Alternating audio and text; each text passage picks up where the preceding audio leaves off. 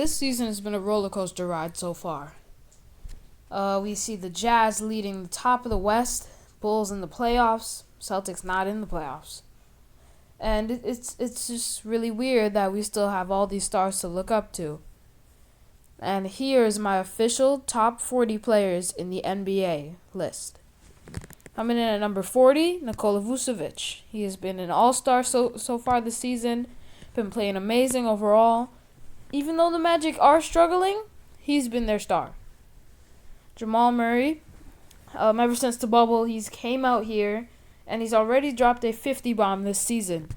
So, that's pretty good for being a sidekick, if you ask me. Andre Drummond.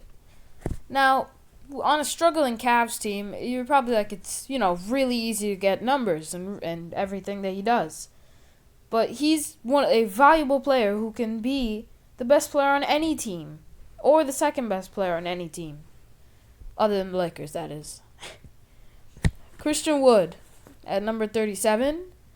Even though he has been injured for a little bit, to start off the season, he had James Harden, all that drama, but after James Harden left, he literally played like an all-star. He was one of those guys that could have made it, but really it's because of the injuries and the start of the season.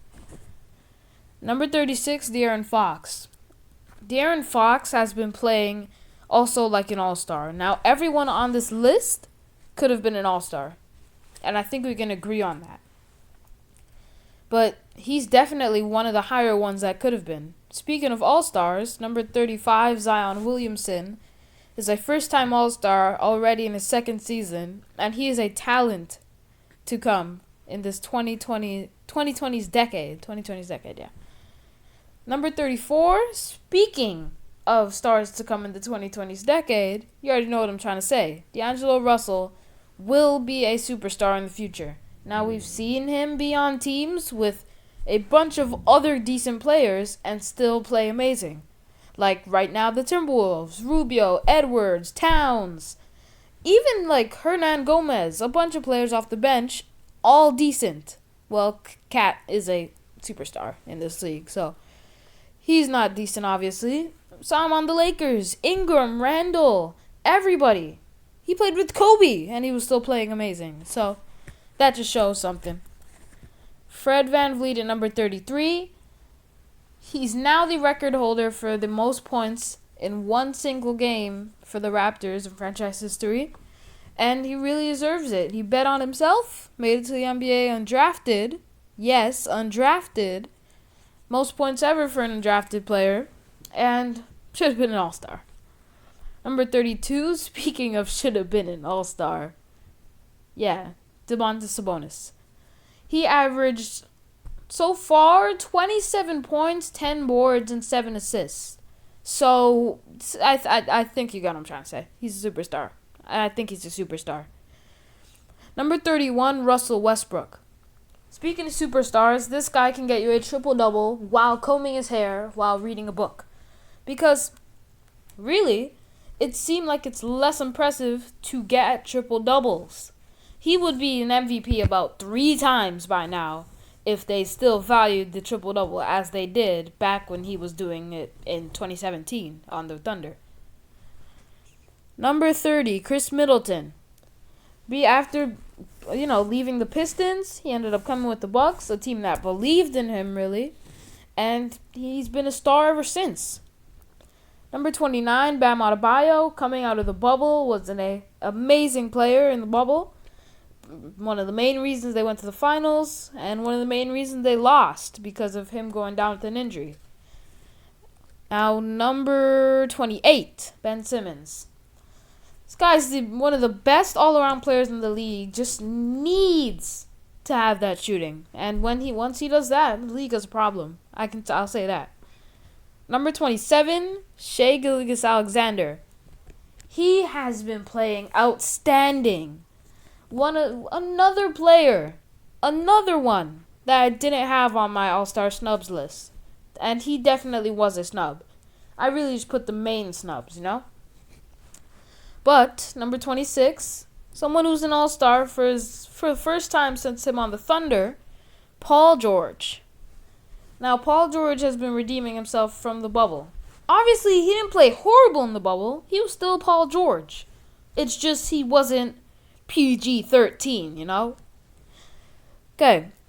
Number 25, DeMar DeRozan.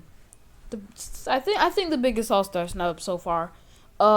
We've seen him transform into a playmaker more, a rebounder, and he's still putting up his DeMar DeRozan points that we know he can put up. Number 24, Chris Paul, a All-Star again, and one of the best point guards of all time.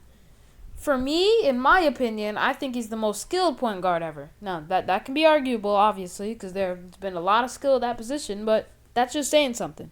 And he's still doing this at 35, 34, whatever his age is. 23, Pascal Siakam. Started off the season trying to get over a hump, basically. But now he's trying to get back under the hump because he's playing like a definite all-star. Obviously, there were no Raptors that were all-stars this year, but he definitely deserved to be. Number 22, Jaylen Brown, had a breakout year so far and will keep it going. Now, he's been on fire for this whole season so far, and hopefully he will keep it going. Rudy Gobert, the best shot blocker in the league. And Devin Booker, another snub. Now, here's the complete list from top to bottom. Just take a look at it for a second, and I'll be right back. Okay, number 19, we have Donovan Mitchell. It's kind of tough to, lead a number one team to be number one in the West. Obviously, that's the hardest conference because we know the East has definitely taken a big hit with a bunch of stars leaving the East recently. A bunch joining, too. Brooklyn Nets. Number 18, Kylari. He's the heart and soul of this young Raptors team, and when he retires or leaves the team at any time, he will be the best Raptor of all time. So, shout out to him. 17, we have Jimmy Butler. Maybe he didn't play for that much this season. I know that. You might be thinking he's a little bit too high. But to be honest, in the time he's been playing, yes, they'd have been struggling, but that's without him. When he's on the floor, he increases their scoring. He increases their defense. He increases their playmaking. That's all I gotta say. Big impact player. Number 16, Karl-Anthony Towns is having the defensive year of his career so far. And he's really up there for DPOY when you look at it. Obviously, he's probably not going to win it. I will say that. But he's really up there, averaging more than 2 blocks a game. That's impressive. Number 15, Bradley Beal. Bradley Beal is on a struggling Wizards team who have now brought it back. They're kind of now playing like the Wizards, They're playing like an NBA team now. However, with him averaging 35 points per game, you kind of understand why they want to win so bad, to keep their superstar. Number 14, Kyrie Irving. Just like Bradley Beal is an all-star starting guard for the East, and he's proved it. Even though he did start off the season having, questionable. And that doesn't really matter to him because now he's coming back averaging more than 24 points a game. So it's not hard for him, really, I guess. Number 13, Jason Tatum. While the Celtics do kind of struggle, especially since it's the Celtics, he's been that motor for them to even keep the game close. Well, the game's close. So, obviously, that he deserves to be an all-star, and he was, and it's deserving. That's all I gotta say. At number 12, one of the bigger snubs from the all-star game, Trae Young. He started off the season not playing like Trae Young. Okay? We know that. He started off the season, I think he was playing like Rajon Rondo. He wasn't shooting as much, just passing all the time. And when he was passing, he was making, some bad passes. So, you got what I'm trying to say. But that was just the start of the season. He's definitely brought it back up near, now, around now. averaging 30 points and 10 assists, should make you an all-star. Number 11, we have Anthony Davis. This means that he's one of the better players in the world. And I guess people just started noticing this since the bubble. But really, in the bubble, we saw some shooting out of him that we've never seen. Now, we know that he's a great shooter. You have to know that by now. But, like, how he shot in the bubble, we didn't usually see Anthony Davis doing that. He was jab stepping, just using that to get open, and then shooting a mid-range over, like, other 7-footers. It was amazing to watch him play. Number 10, Joel Embiid. He's playing like a king this season. Definitely improved from last year. Not saying that he was bad last year, but just him and his team, they're just definitely playing better. Number 9, Nikola Yokic. And nowadays, I would say he's the triple-double king. We're looking at the triple-double king himself. As a center. Now, we don't see centers usually do this, because we know Oscar Robertson, we know the Russell Westbrook, but we don't know the Nikola Jokic yet. And now we do. So, we're seeing a side of him that we never usually used to see, basically. Number 8, James Harden. After starting off a chaotic season with Houston, he knew he wanted out, so he demanded a trade. They got him out of there in a huge 4-team deal? Yes, 4-team deal. And since then, he's been a monster. And speaking of triple-double kings with Jokic, he's been a triple-double prince, I would say. He's still throwing up his points, obviously. He's going to do that as James Harden. And knowing that he has 2 superstars on his team, 2 top 20 players themselves, he's throwing assists like he's never had. Averaging 12 assists per game, and he's grabbing boards as a guard. That's another thing. He's playing really impressive, I would say.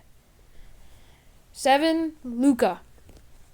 Luka Doncic is playing like a king on a struggling team.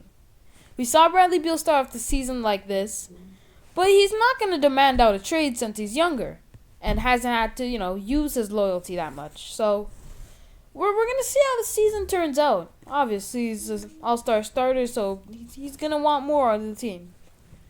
Number 6, Damien Lillard. Now, at this moment, I'm pretty sure he's 3rd in the MVP race. And that's really, really good. That is really, really good, obviously. And for me, I think it's kind of weird he wasn't an all-star starter. We thought he should have got over Luka, as he's ranked over Luka here. But yeah, I think he's better than Luka, me personally. And Logo Lillard, that's all I gotta say. Number 5, Kawhi Leonard. And I'm just gonna state it here. I think that he's, by far the best two-way player on this list, at least.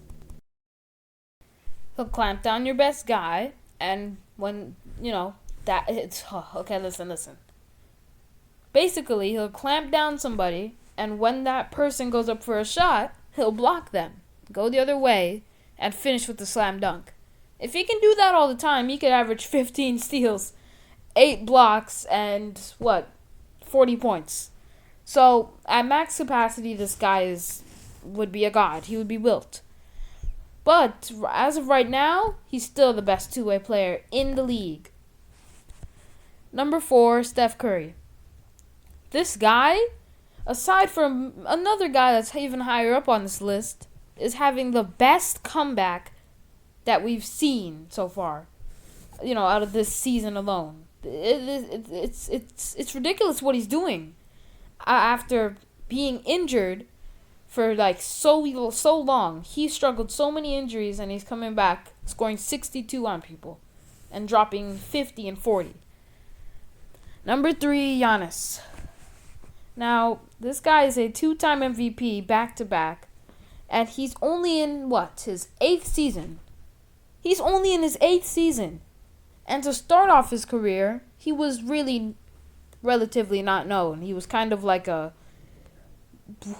don't even know, like a bench warmer. I'll just say that. He was like a bench warmer. I couldn't think of any people. So, He was just like a bench warmer. And now, he's a DPOY and a 2-time MVP.